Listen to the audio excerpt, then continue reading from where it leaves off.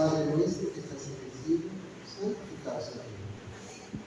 Padre, te suplicamos que tu Espíritu Santo nos ilustre y nos enseñe nuestras gloriosas verdades, las verdades que salen de tu maravilloso Hijo. Bendiga a cada hermano aquí presente y a sus familias. Bendiga a los enfermos, Padre. Bendiga este lugar, este templo y a los que viven en el lugar. Gracias por todo, Señor, en el nombre de Jesús. Amén. Bueno, vamos a ir al libro de Juan. Estamos la iglesia, el pueblo adventista siempre se ha distinguido por abrir la escritura. Vamos al libro de Juan, capítulo 1, versículo 8. Dice así, versículo 18, perdón. Nadie ha visto jamás a Dios. El Hijo unigénito que es Dios y que vive en íntima comunión con el Padre es el que nos lo ha dado a conocer. En el Evangelio de Juan nos dice que a Dios nadie lo ha visto jamás. El único que lo ha visto es su Hijo, Jesucristo. Dice la Escritura que Moisés vio a Dios cara a cara. Moisés a quien vio fue a Jesús, al Hijo de Dios.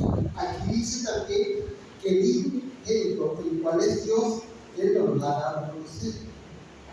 Cuando Dios envió a Cristo, lo consagró como su sumo sacerdote. El Hijo vio a su Padre. Él es el que conoce su rostro y lo ha visto cara a cara. Y su Padre también, al mirarlo a Él, al mirarlo, lo consagró como su sumo sacerdote. Que Dios haya visto o que Cristo haya visto a su Padre, eso determina que Jesús tiene toda la autoridad de Dios. Dios lo notó con toda su plenitud. Es importante notar que en la mirada de Dios, Jesús recibió una autoridad delegada. La máxima autoridad sobre el universo es la persona del Padre. Él es la primera persona de la deidad. Jesús es la segunda persona de la deidad. Nadie tiene más autoridad que Jesús en el universo. Solamente el único que está por encima de él es el Padre, el cual habita en Dios. Nosotros vamos a ver ahorita en breves minutos, en breves palabras, cómo cuando Jesús vino aquí a la tierra, Él necesitaba presentar la evidencia legal de que es el Hijo de Dios. No era nada más de que Él, al nacer y al empezar ya de edad adulta su ministerio, Él iba a llamar a algunas personas para que delante de Él corrieran y dijeran: este es el Mesías, este es el Hijo de Dios.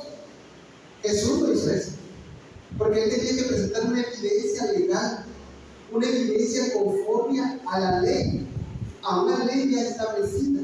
Entonces Jesús iba a presentar esa evidencia. Entonces vamos al libro de Hebreos, en el capítulo 4. El libro de Hebreos, capítulo 4.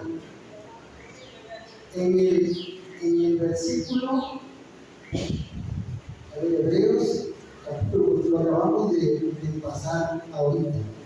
El versículo 14 dice así: Jesús, el Hijo de Dios, es nuestro gran sumo sacerdote que ha entrado en el cielo. Por eso debemos seguir firmes en la fe que profesamos, pues nuestro sumo sacerdote puede compadecerse de nuestras debilidades, porque Él también estuvo sometido a las mismas pruebas que nosotros, solo que Él jamás pecó. Acerquémonos pues con confianza al trono de nuestro Dios amoroso, para que Él tenga misericordia de nosotros y en su bondad nos ayude en la hora de necesidad. Bueno, por favor, ¿puede poner la diapositiva, hermano? El tema tema se titula, el nombre que tiene es Cristo, nuestro divino sumo sacerdote. Se titula El traspaso sumo sacerdotal de Juan Bautista y de la iglesia judía hacia Cristo. Bueno, la iglesia judía se había prostituido, era el pueblo de Dios. La Biblia dice del pueblo judío, dice así: ustedes eran mi pueblo anterior, mi pueblo de antes. La iglesia judía había traicionado a Dios, ya no era su representante de Dios. Ellos habían inventado máximas y doctrinas de hombres que no tenían sustento en la Biblia. Por ejemplo, una de las cosas que ellos decían era que el sábado solo se podía caminar 1000 pasos. Imagínense el problema en el que las personas del pueblo se metían cuando ya llevaban 999 pasos. Y si tenían sed y el agua estaba a 5 o 4 pasos, pues ya no podías alcanzar el agua porque ya llevaban 999 pasos y nada más tenía permitido dar 1000 pasos. Quizá un niño pequeño venía, pues él te pasaba el agua. Como era un niño inocente, pues ya vas a tomar agua, porque si no, no hubieras tomado. Te tenías que quedar quieto cuando te llegabas al paso 1000. Pero te preguntas, ¿y en qué parte de la Biblia dice eso? Que nada más el sábado se podía caminar 1000 pasos. En ninguna parte de la Biblia dice eso. Eso ellos lo habían inventado de su mente, que Cristo le dijo son doctrinas y mandamientos de hombre. O unos hombres habían escrito unos libros llamados talmúmenes, y esos talmúmenes eran extrabíblicos, no tenían nada que ver con la Biblia. Era una idea que los hombres tenían de la voluntad de Dios, no era la voluntad de Dios. Dios a Moisés le había dado, aparte de los 10 mandamientos que lo escribió con su propio dedo, los cuales son eternos, Dios le dio la ley mosaica, la explicación de cómo se iba a guardar los 10 mandamientos. Dios se la dictó en los 40 días que Moisés estuvo en Sinaí. Dios le dictó, Jesucristo le dictó a Moisés la ley mosaica, y él escribió, y esa ley la puso junto al arca. Los 10 mandamientos Moisés los puso dentro del arca, pero la ley mosaica está al lado del arca en ese tiempo. También estaba el tazón de maná y la vara de Aarón de redención. Pero aparte de eso, los judíos todavía escribieron talmudes, y yo no me escribí eso. Eso fue la de su imaginación. Y ellos mismos reconocían que esos mandamientos de hombre no bastaban ni la vida de una persona que viviera 100 años para guardarlos todos, imagínense. Entonces están acostumbrados a guardar preceptos diseñados por ellos. Entonces, cuando el Mesías estaba por venir, Dios necesitaba presentar a su Hijo como el Mesías verdadero. Entonces Dios levantó a un hombre. ¿Cómo se llamaba ese hombre? El precursor de Cristo, ¿cómo se llamaba? Juan el Bautista. Juan el Bautista, por su linaje, era un sacerdote, por su linaje, porque él era hijo de Zacarías. Zacarías era un sacerdote que tuvo un encuentro con un ángel cuando oficiaba, pero no le creyó al ángel. Entonces el ángel dijo: por no haber creído, quedarás mudo. Y cuando Zacarías fue curado de ese problema, entonces Zacarías ahora pudo hablar y le decía a su familia cómo se va a llamar el niño, Juan. Y ellos decían: pues se va a llamar Zacarías, porque así se llama su padre. Y él decía que no, porque el ángel le había dicho cómo se iba a llamar, era una orden de Dios. Y entonces Zacarías, escribiendo, dijo: se va a llamar Juan. Y ese nombre fue el que Juan el Bautista se le puso. Entonces Juan el Bautista de alguna forma Él era el último sumo sacerdote reconocido por el cielo.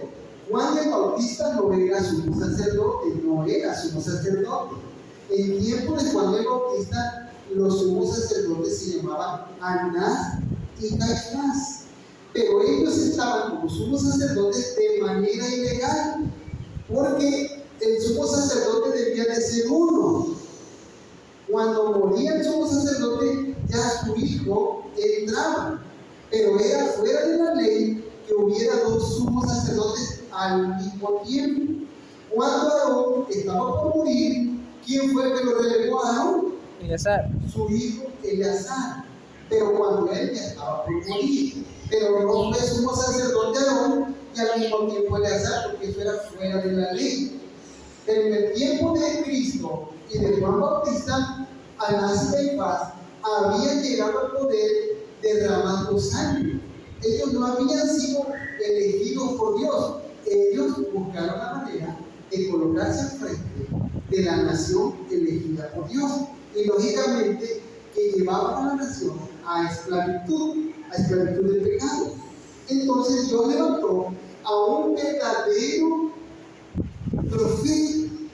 Y Juan el Bautista era como, no era sumo sacerdote, pero delante de Dios y delante del cielo, Juan el Bautista era reconocido como, ¿se acuerdan?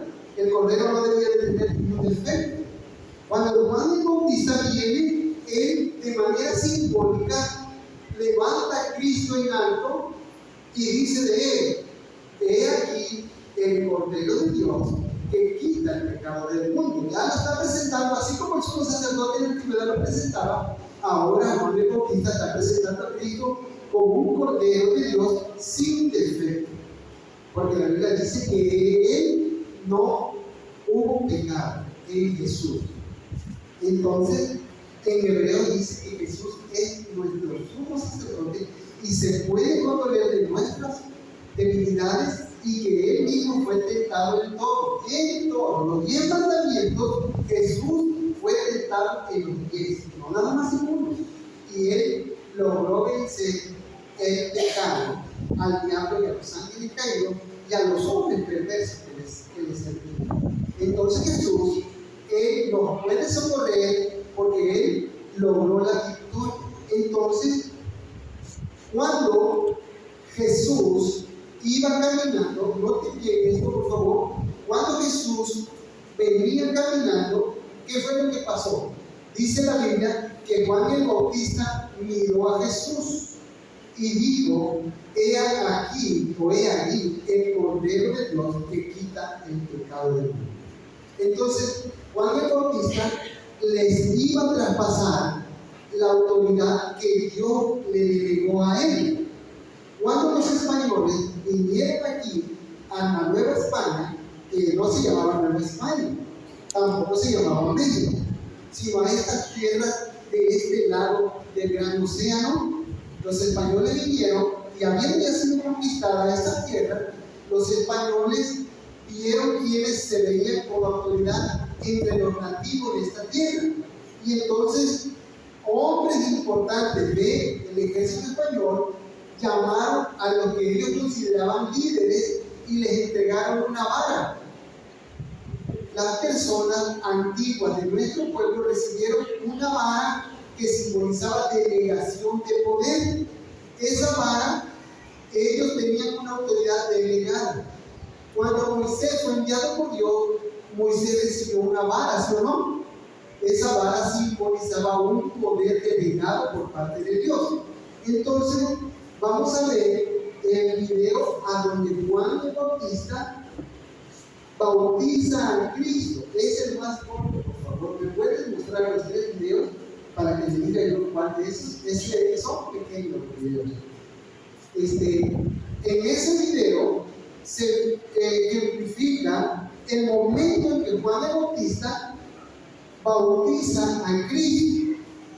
Cuando Juan el Bautista bautiza a Cristo, Juan el Bautista le está haciendo un traspaso sumo sacerdotal, porque Cristo no es el hombre, es otro, es ese es más largo.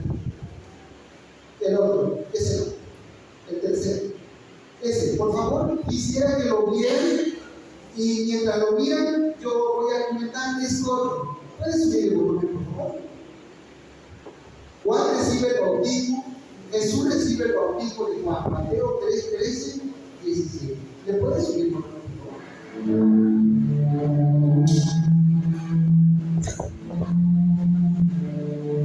Observe la mirada de Juan y observe la mirada de Jesús.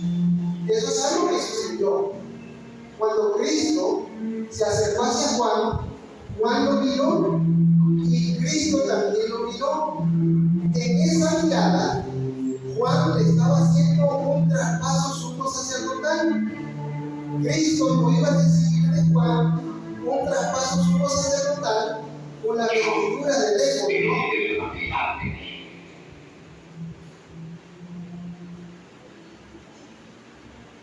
¿Y tú quién eres?